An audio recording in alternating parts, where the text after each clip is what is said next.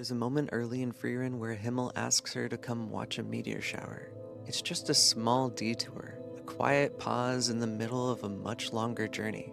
At the time, it barely seems important, but years later, Frieren remembers it very differently. And that moment might explain something about how this entire story thinks about growth. Something strange happens when you watch Frieren long enough. Characters start changing, and it's surprisingly difficult to figure out when it actually happened.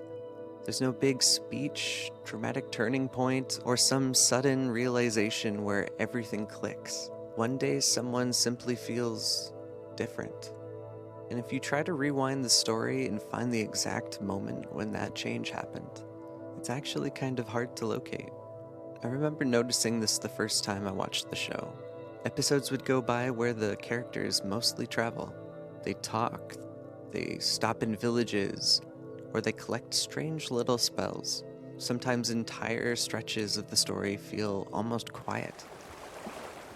And then slowly, without announcing it, the characters begin to shift. Frieren starts paying attention to things she used to overlook.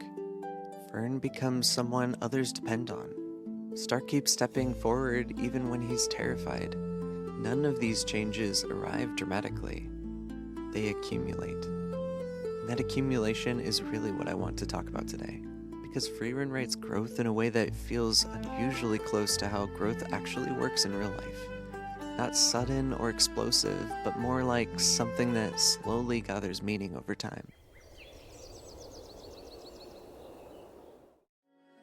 One of the first things you notice about Frieren is that she doesn't seem especially concerned about becoming a better person, which sounds strange for a character in a story about growth.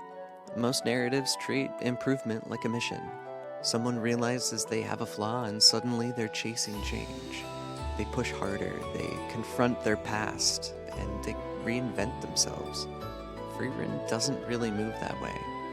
She travels, she studies magic, and collects spells that sometimes feel oddly trivial. There's even a spell that makes grapes sour, completely useless in battle, but Frieren learns it anyway. And moments like that feel almost playful at first, but over time you start to notice something deeper. What changes about Frieren isn't her power, it's her attention. She begins staying longer in places she once passed through quickly. She listens more carefully to people. She remembers moments that once would have slipped away. There's a Japanese idea that captures this feeling really well. Mana no aware. It roughly means a quiet awareness that things are temporary. Cherry blossoms bloom for a few days and then disappear. Summer fades. People come and go. And the beauty of those moments partly comes from the fact that they won't last forever. Frieren slowly develops that awareness. And the show never announces it directly. It just lets you notice the change over time. One decision, one memory, one quiet moment at a time. There's another storytelling idea that helps explain why Frieren feels the way it does. It's a concept from Japanese aesthetics called ma. It describes the meaningful pause between things, the silence between musical notes, the stillness inside a scene. You see this constantly in Studio Ghibli films. In My Neighbor Totoro, there's a moment where Satsuki waits at a bus stop in the rain. Totoro stands beside her. The rain falls, and almost nothing happens. But somehow that stillness makes the moment unforgettable. Frieren uses the same technique. Long walks, quiet pauses between conversations, moments where characters simply exist together. Those scenes might seem slow, but they create space for something important. Reflection. Growth doesn't always happen during traumatic events. Sometimes it happens in the quiet spaces around them. Frieren grows slowly because she has time. A lot of time. Centuries of it. But Fern grows differently. Responsibility arrives early in her life. And when that happens to someone, it shapes the way they move through the world. There's a discipline to Fern. She practices relentlessly. She organizes the journey. She notices inefficiencies almost immediately. Sometimes she even feels like the adult of the group. and that dynamic feels incredibly realistic. People who grow up with responsibility early often develop steadiness, but steadiness can also carry weight. Fern understands time differently than Frieren does. For Frieren, a decade once felt like a short trip. For Fern, a decade would be a huge part of her life. I think that tension quietly shapes their relationship. Frieren moves through the world slowly, Fern moves with urgency, and somehow both of them still influence each other. Then there's Stark. And Stark might actually be the most relatable character in the entire story, because Stark is afraid, constantly. Every battle feels like something he might not survive, and the show never tries to erase that fear. He doesn't suddenly become fearless, he just keeps stepping forward anyway. There's a moment during one of his fights where you can see the hesitation in his body language. Shoulders tight, breathing heavy, that split second where retreat feels tempting, and then he commits. It reminds me of something the psychologist Susan Jeffers once wrote. Fear doesn't always disappear. Sometimes courage simply means moving while fear is still there. Stark grows through those choices, again and again, not because the fear fades, but because he decides to act anyway. Eisen feels different. When we meet him, his growth has already happened. What we see is the result of years of living. There's a calm steadiness to him. He doesn't rush. He doesn't talk more than necessary. He steps forward when someone needs support and quietly steps back when they don't. There's a Japanese artistic idea called kintsugi, broken pottery repaired with gold. Instead of hiding the cracks, the repair highlights them. The damage becomes part of the object's story. Eisen feels a little bit like that. His life has clearly left marks on him, but those marks have been integrated into who he is.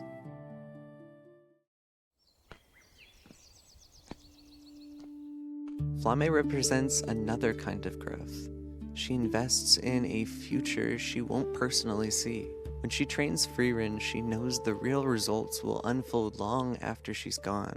There's a philosopher named Roman Kurznerek who talks about long-term thinking, planting trees you may never sit beneath, building things that will matter to people you'll never meet. Flamme embodies that mindset. Her growth expresses itself through preparation. Then there are characters like Zarya and Qual, and they show something uncomfortable. Growth can stop. Zarya possesses immense power, but certainty is hardened around her. Qual once perfected his craft. When he returns decades later, the world has moved on. Power remains, adaptation disappears, and Frieren quietly suggests something important here. Time alone doesn't create growth, openness does.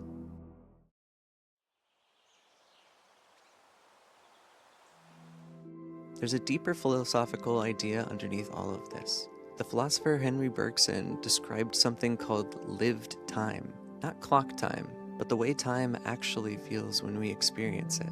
Moments we fully notice become meaningful. Moments we pass through absent-mindedly vanish almost instantly. Frieren has lived for centuries, but early in the story, she realizes something painful. She spent years traveling with Himmel, and she didn't really understand him while he was alive. Those years existed, but they weren't fully noticed, and that realization changes everything.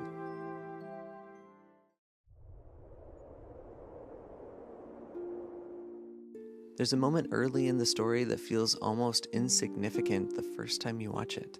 Himmel asks Frieren to come see a meteor shower. It's a small detour, a quiet pause during a long journey. Frieren doesn't really understand why it matters. To her, there are always more years ahead, but Himmel waits. He watches the sky. He lets the moment exist. And much later, after Himmel is gone, Frieren remembers that night. Suddenly it feels different. What once felt like a brief stop now feels incredibly precious. Maybe that's the real lesson Frieren is learning. Moments only become memories if we notice them while they're happening.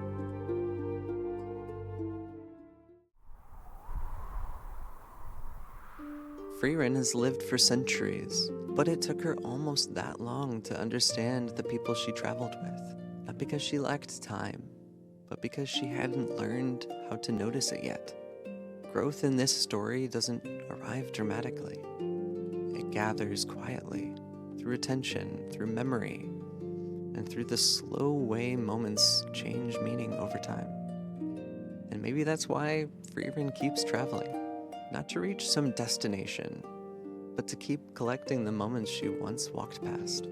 Sometimes growth doesn't look like becoming someone new. Sometimes it's simply learning to stay a little longer and realizing years later that those quiet moments mattered more than you knew.